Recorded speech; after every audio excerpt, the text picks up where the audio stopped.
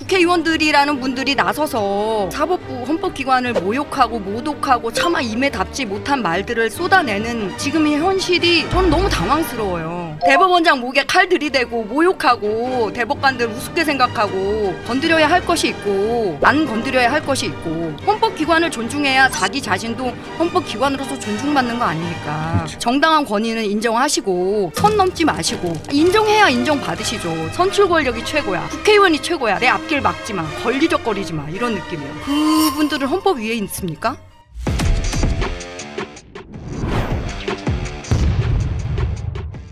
요즘에 이게 법원을 향해서 네. 좀 얘기들이 좀 많지요.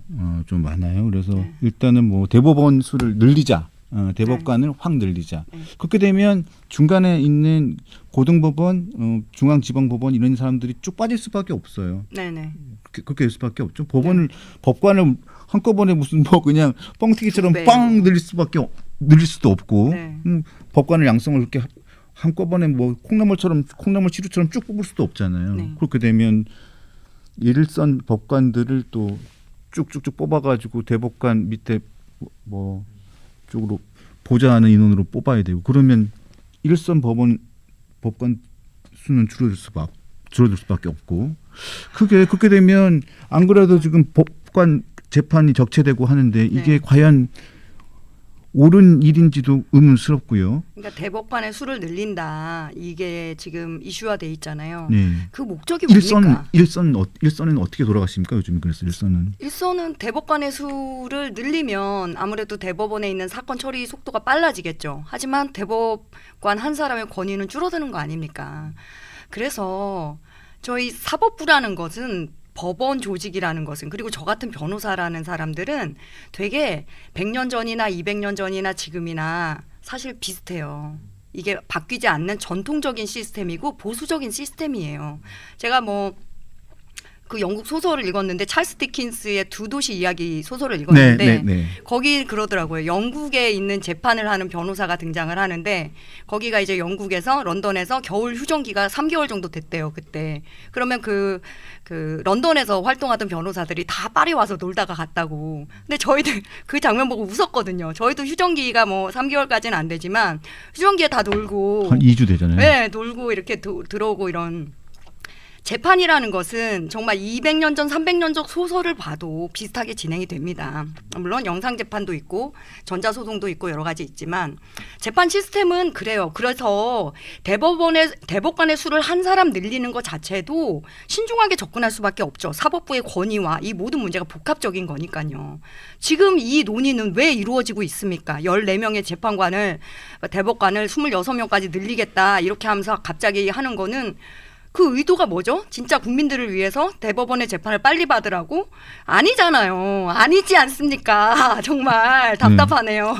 대법원장 목에 칼 들이대고 모욕하고 대법관들 우습게 생각하고 일선에서도 요즘에 정당한 권위에 대한 인정이 없잖아요. 우리나라가 지금. 그렇죠. 검사 앞에서도 삿대질하고 판사 앞에서도 삿대질하고 네가 뭔데 뭐 이런 식으로 하는 전체적인 사회 분위기가 있고 이게 결코 옳지도 않고 이게 전체 사법 시스템, 재판 시스템이건 수사 시스템을 이끌어가는데 굉장히 장애가 된다고 생각하고 일반 국민에게 피해가 된다고 생각해요.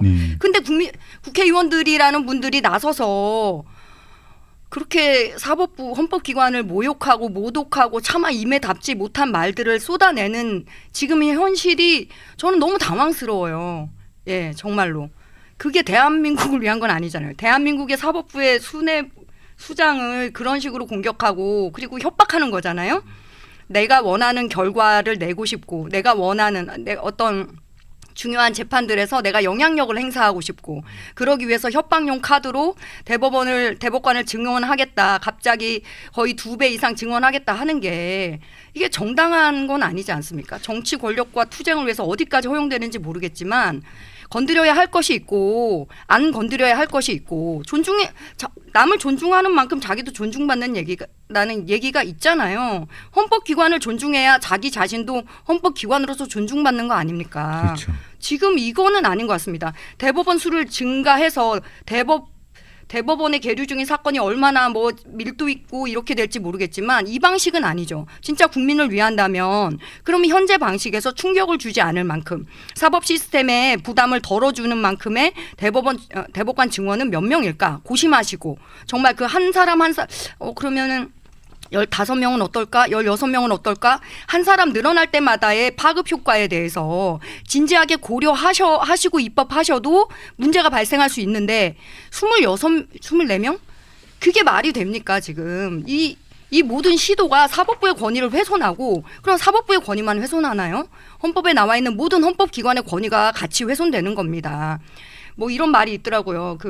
새 둥지가 떨어지면 새 알이 하나만 죽겠냐. 그 둥지에 있는 모든 새 알이 죽거나 다치는 거예요. 네네. 다 같은 헌법기관이고 대한민국을 바치는 중요한 헌법기관들입니다. 정당한 권위는 인정하시고 선 넘지 마시고 인정해야 인정받으시죠. 저는 너무 답답합니다 지금.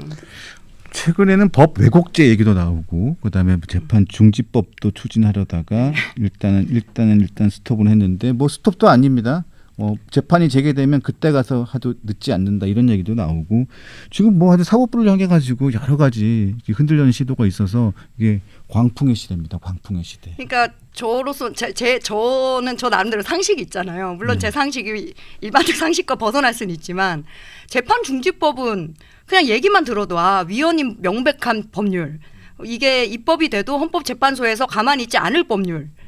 근데 이렇게 위헌 소지가 굉장히 높은 법률을 내가 너 하는 거 봐서 할 거야. 이게 협박이고 정치적인 적절한 수단이 되는지 저는 도리어 묻고 싶어요. 이게 말도 안 되는 법에 입법을 할 거야라는 이런 어떠한 말들이 정치적으로 유용하고 적절한 수단입니까?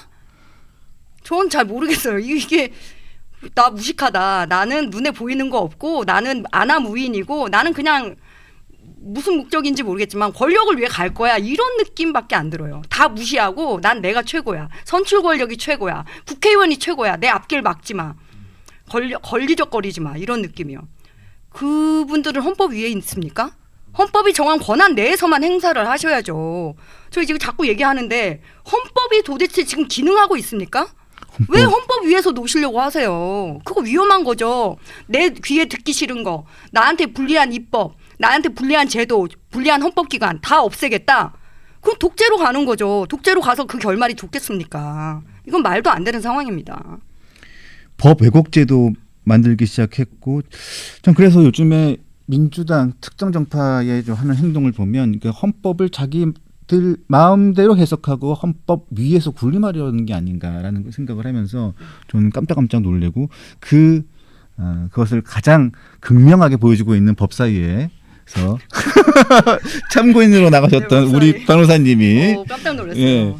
8시간 기다렸다가 제가 이렇게 발언을 했는데 네. 8시간 내내 싸우시더라고요. 그래서 뒷좌석에서 보면서 와, 저 정도 체력이 돼야 국회의원을 하나 보다. 근데 그 현장에서 네. 변호사님이 이거 조요토미를 보신 건가요? 네? 조요토미 히데요시를 보신 건가요? 저는 그냥 싸우시는 것만 보고 크게 관심 안 가지고 그냥 놀고 있었어요 뒤에서.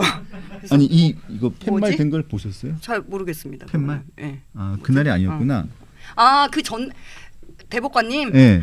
그거 전날이었어요. 그 아. 다음 날이 저 그 기사로 봤어요. 정말 그러지 마십시오. 저에게는 하늘 같은 대법관들이시고 대법원장님이세요. 정말 그냥 단순한 법학도로서 저는 사법시험 쉽게 붙은 사람 아니고 법학 공부하기 너무 어려웠어요. 정말 몸과 마음을 망가뜨려가면서 겨우 사법시험 붙은 사람이거든요. 저. 그리고 뭐 판사 검사는 넘보지도 못하고 바로 변호사 개업했고 그리고 뭐 연수원 교수님들로서 그분들의 옆에서 면면을 봤을 때 정말 그런 취급 당하실 분들 아니에요. 실력의 면에서나 인격의 면에서나. 재판이라는 귀한 헌법적인 어떤 기능을 판사에게 주고 재량을 주었을 때는 다 의미가 있는 것입니다. 뭐 국회의원들이 나가서 판사 하실 생각 아니시라면 존중해 주시고 인정해 주십시오. 위법한 행동이 있으면 그거대로 처리하시면 돼요. 하지만 판사가 사법부가 자신의 주어진 헌법적 권력 안에서 권한 안에서 어떠한 일을 했을 때 어떠한 재판을 했을 때 그거를 말로는 좀 불평할 수 있을지언정 어떻게 그렇게 모독하고 어떻게 그렇게 모욕하고 협박과 공갈을 일삼을 수 있습니까? 제발 그만두십시오. 정말 일개 법학도로서 너무 가슴 아픕니다. 정말로. 네. 아, 정말 속 시원하게 말씀해 주셔서 정말 감사합니다. 정말 정말 신면모전 채증이 확 내려가는 근데 순간입니다. 뭐 말을 하는 게 의미가 있죠. 잘 좀 들어주셨으면 좋겠어요. 좀 들어주세요. 네, 그래서 모셨습니다. 네. 그날 말씀을 너무 하고 싶은데 추미애 할머니가 추미애 위원장이 계속 말씀을 못하게 하시고 나경원 의원님도 계속 말씀을 해드리고 싶은데 계속 추미애 위원장이 말씀을 못하게 해서 막아서 눈에 실핏줄도 터지셨더라고요. 추미애 위원장님은 얼마나 말을 막았으면. 자.